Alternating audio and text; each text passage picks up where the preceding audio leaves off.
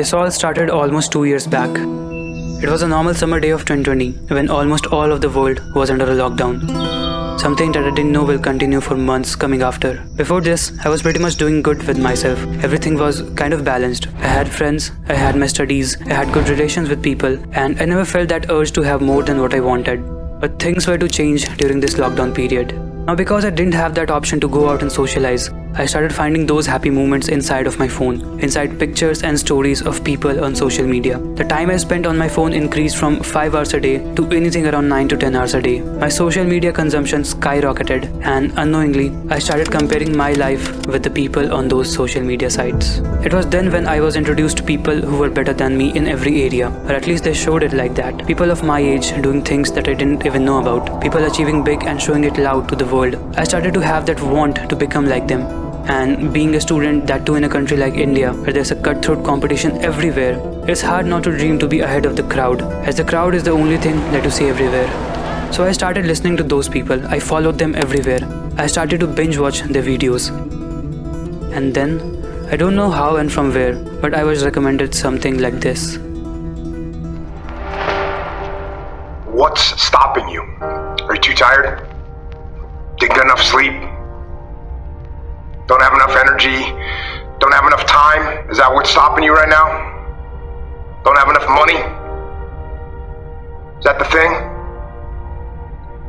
Or is the thing that's stopping you, you? Excuses sound best to the person that's making them up. Stop feeling sorry for yourself. Get off the pity potty. Telling everybody your sad and sob stories, trying to get people to show up to your pity parties and your pity parades. If you ever see me in a Rolls Royce, a 6 or 7 star hotel, living my life to the fullest, don't get jealous of me, cause I worked my ass off to get it. Nobody handed me nothing. Wake your ass up.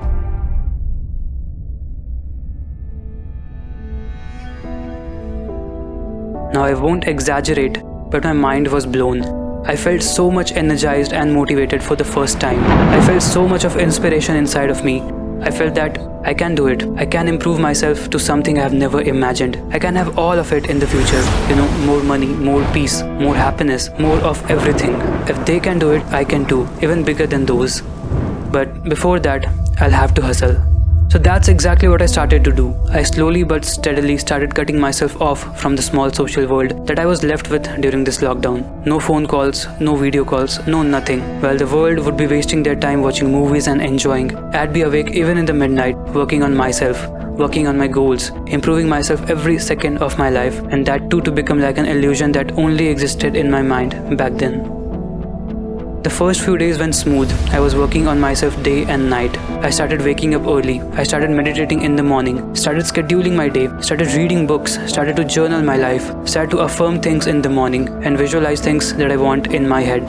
This change felt so good to me at the start. I was working all day. I was improving every second. I was another version of myself. Everything was so satisfying at that moment. But there was one thing that didn't look quite pleasant to me. The reality. Nothing really changed. All this time it was me building up things inside of my head, things that didn't exist in the real world. And realizing this was a hard hit for me, as I was already deeply rooted in this fake positivity thing. Although I accept that the world of motivation changed a lot in me, not saying everything there is negative or bad for you, but that world do have a dark side to it, a side that remains hidden in the beginning. And the people who are starting to indulge in that world, let it be a warning for you that this video might ruin some of your fantasies. It will make you come face to face with the issues that you might face in the near future. I have been wanting to make this video for so long, and I'm so excited that finally I'm putting my voice into it. So sit back and relax as we dive somewhat deeper into the toxic world of motivation.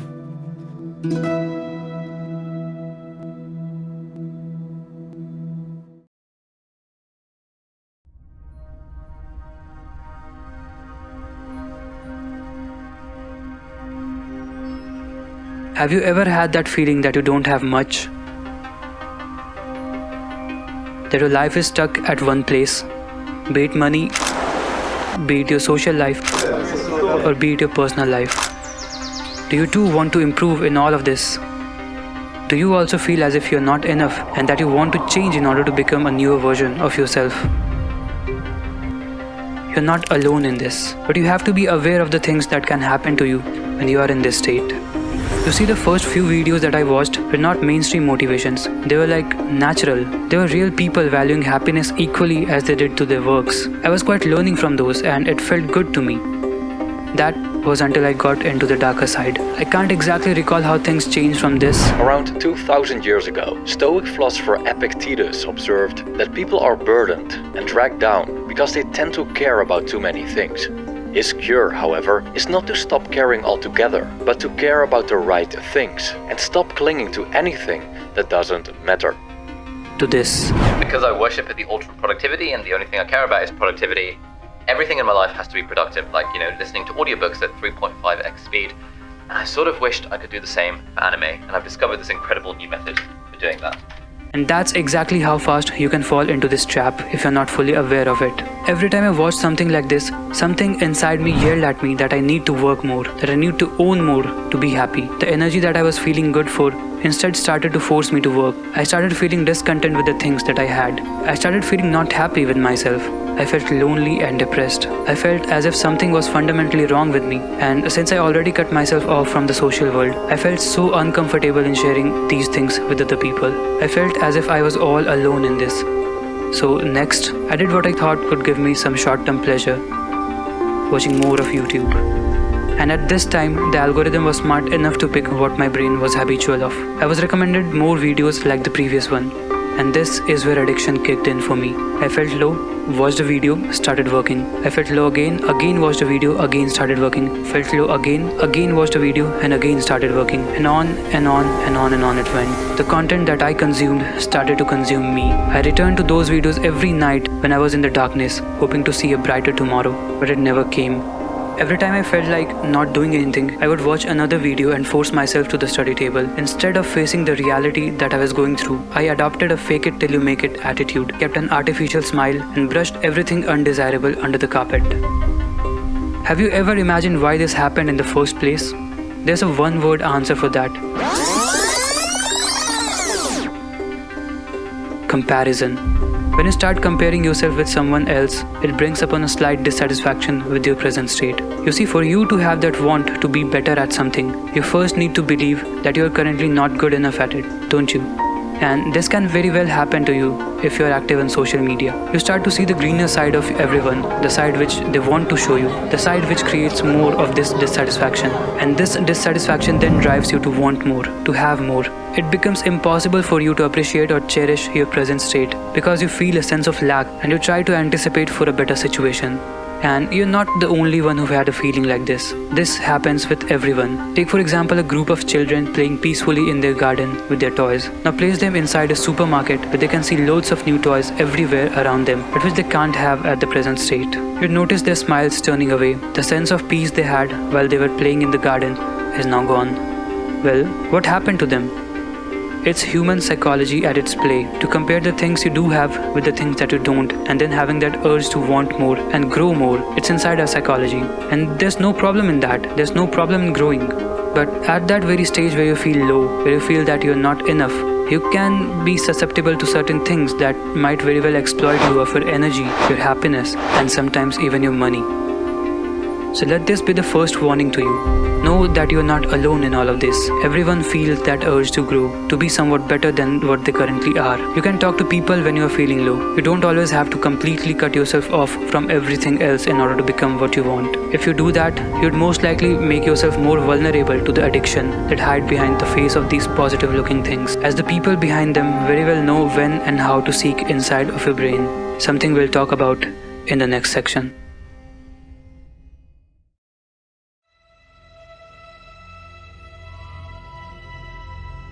After consuming a couple of more videos like this, when you again turn back to get some more of them, something very peculiar happens to your brain at that moment. there comes a temporary sense of accomplishment in you, that you have learned something valuable in your life. You feel energized, you feel as if you're already ahead of the crowd by watching these videos. You don't even realize, but you start building up a whole new world inside your head. One where you are the winner, where you have everything that you have wanted, where you have proven them wrong, the people who didn't believe in you. And it feels so good. Every time you take a step in this imaginary world, you feel so good. Right, well, it has to be like this, as there's a short-term pleasure linked with the feeling of accomplishment. Every time you get this pleasure, there's a chemical which surges right inside of your brain, the dopamine. Your brain knows this chemical very well, as this is the chemical which gives you pleasure in almost anything. And you might ask that what's wrong in this? Isn't getting pleasure out of your work good for you? That's what they teach, right? You have to enjoy your work, don't you? Well, this type of thinking can also be problematic. I realized this when I paused for a moment and reflected back at what I was doing. Instead of really working, I was just watching these videos more and more every day. You see, our brain is smart enough to differentiate something which gives us pleasure easily and something that don't. And it's going to choose the simplest path of getting that dopamine hit. So it's not going to be long enough for your brain to realize that it's much easier to get that dopamine hook from these videos rather than to get it from, say, your work. And this is when addiction will make its entry in your brain. You'll put up a habit of waiting for that feeling of inspiration to come before you do anything. You'll watch an inspirational movie again, or watch a motivational video, or read other people's success story, and then get lost in your own fantasies. And then there would come a time when you'd become dependent on this feeling to get anything done. So this would be the second warning to you, that you don't need to watch every video put out by your favorite speaker out there, that you don't need to know every productivity hack out on the internet, that you don't need to know how every billionaire schedules their day in order to become like them. There's a limit of consuming content,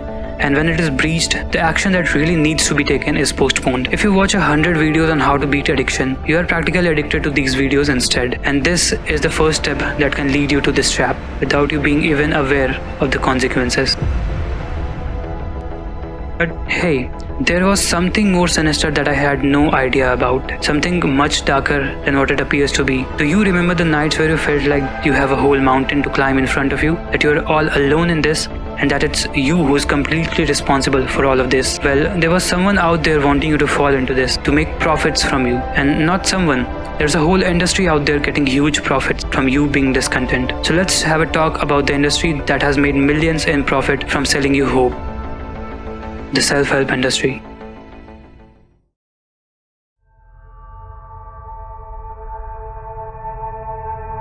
I'll straight get into the facts. The self-help industry, including the likes of live events, seminars, personal coachings, books, audiobooks, and my favorite, motivational speakers, comprises of a huge market out there. A market which is estimated to grow to around $14 billion by 2025 in the US alone. And you know what these astonishing numbers prove to you? There's a lot of money out there in keeping people unhappy. That's a lot of motivational speeches that fail to help the 40 million suffering from anxiety, the 15 million from depression, and the 8 million from trauma.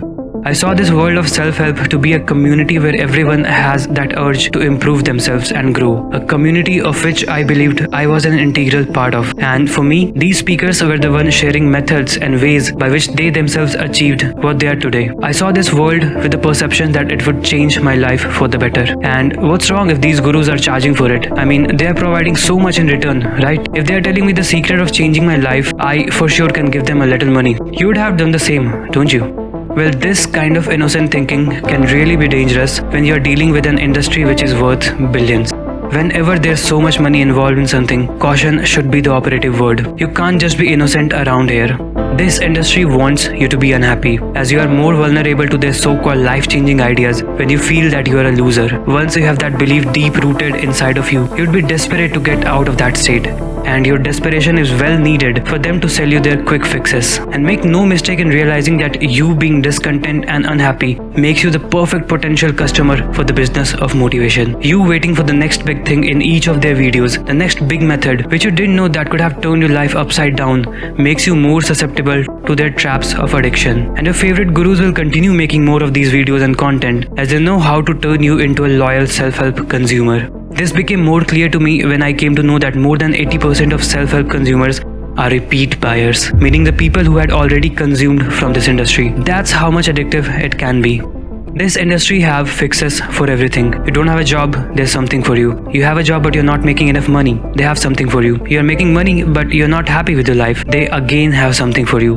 They have something for you in each and every case. When you are suffering and looking for help, the self-help industry manipulates your weaknesses by selling you false hope. You are sold images of happiness, and that too by making your life unhappy than it was previously. And moreover, these things do not have anything solid to back them up.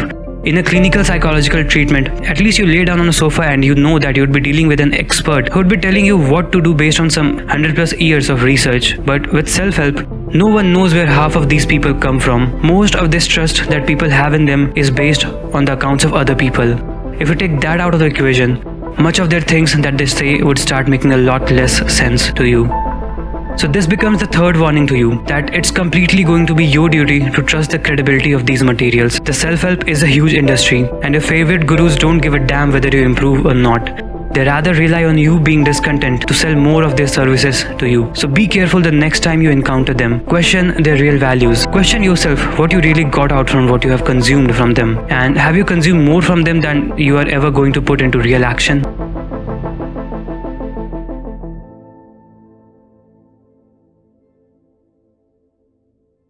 And that takes us to the end of this video. I hope that you got the message right. I know that this video might confuse you a little bit about who to listen and who to not. But it's all up to you. You also have that option to listen to both sides. Personally, self-help did improve some part in me. But it was this trap that I wanted to make you aware of, that I made a mistake of falling into. Some of the things that self-help really helped me in feeling better and are a part of me now includes exercising a little bit every day, eating good and healthy food, making a to-do list in the morning but with an understanding that I might not be able to complete all of them, meditating for some time but only if I want, and having an understanding of what actually makes me happy. You can add items to this list, but don't overdo it. So coming back to this channel, I know that it's just the beginning of this channel, but I do have some interesting plans for you. Your love and support would mean a lot to me in these times, as these videos takes a lot of time and effort to be produced. Nevertheless, I'll keep putting up such videos on general life along with some thought-provoking topics. Until then, it's a goodbye.